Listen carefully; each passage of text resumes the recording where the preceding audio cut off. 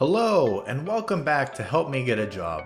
Today, we will be learning how to build our LinkedIn profile. Having a large and well-connected network is vital. There's an expression that goes, "It takes a village to get a job." There's something called a LinkedIn Open Connector, also known as a lion. These people go the aggressive route and add anyone and everyone to their network.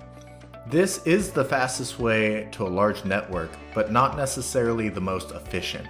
The most efficient way is to add only industry-specific connections. These are connections that work in a similar field to you. As an example, I'm a technical recruiter. I find software engineers for my company. I typically add anyone within the computer engineering field. Interns, new college graduates, graduates from coding academies, and seasoned software engineers. Now, when I post about a job, those candidates within the correct skill set will all see the post. Adding recruiters is a must, especially when you are first starting off in your search. I will go into a little more detail about recruiters later. Lastly, activate the Open to New Opportunities tab in LinkedIn. This tells recruiters, hiring managers, and anyone looking to hire an employee that you are ready and available. You can also set up alerts so any new job postings that match your criteria will be sent to your email. It takes much of the searching out of the job finding. Let's talk about recruiters. A recruiter's job is to help connect the perfect candidate to the perfect job. They know where the jobs are and who's hiring. They partner with most companies to assist in the hiring process. And the best thing is, recruiters provide a free service to you, the candidate. Let me say that again. Recruiters provide a free service to the candidate. Now let's talk about the difference between an in-house recruiter and an agency recruiter. An in-house recruiter is a part of that company and a branch of the HR department. They work directly with the teams to hire for specific positions.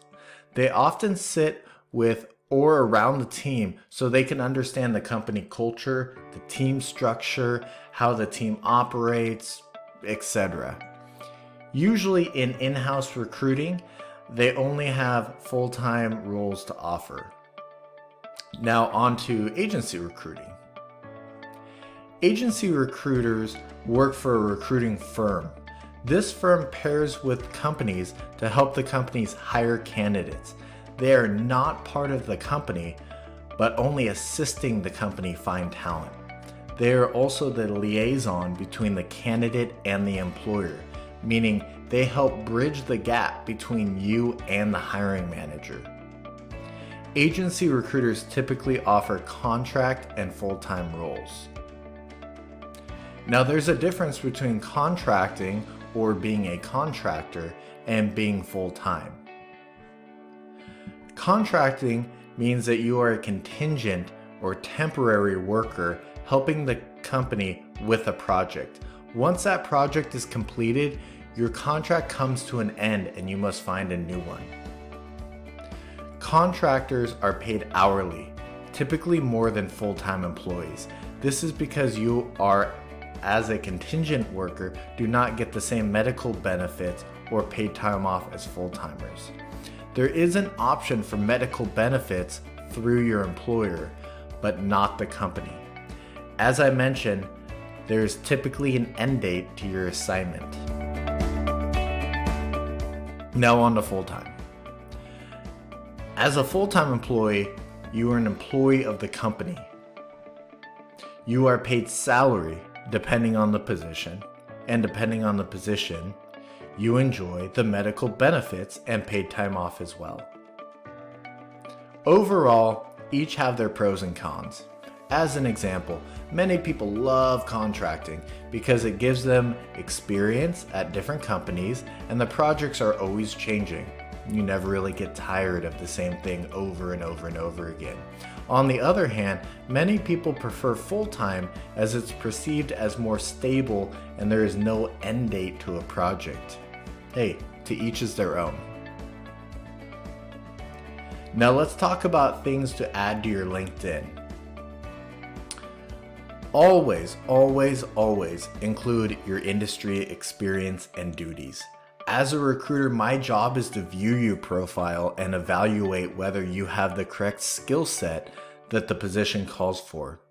I don't have the time to guess what you are doing there, so I'd most likely just skip over you for someone that lists their duties. If you don't have your experience, how do I know what you are currently doing? I always advise to add a copy of your resume.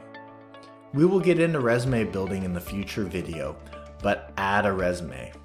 Why? Because as a recruiter, I can find it, present it to my hiring manager quickly and efficiently instead of having to reach out to you first. It saves everyone time. Recommendations. We've spoke about this before. Why would you not add recommendations? They are free advertising. These are people vouching for you. They are giving their testimony about you. And finally, industry-related certifications. If you've gone to the trouble of obtaining additional certifications for your trade, list them. Why would you not want to show that you are above and beyond others in the same job? Of course, there are things not to add to your LinkedIn as well. Do not add a profile picture with you and alcohol, drugs, or illegal activities. If you want to show these things off, do it on your Facebook. Hobbies, interests, and personal opinions are also meant for your Facebook and Instagram. If I'm evaluating you to work for a company, I need you to appear professional. Also, do not include very personal information, aka exact address, age, gender, religion, etc. Trust me, as a recruiter, and anyone that knows how to recruit does not need this information. There you have it, building your LinkedIn. In summary, we've learned building your network, recruiters, contracting versus full-time employment, things to add to your LinkedIn, and things not to add to your LinkedIn. As always, if you haven't hit the subscription button yet, please do. You'll be alerted each time I release a new video. I thank you again for your time, and I look forward to working with you again.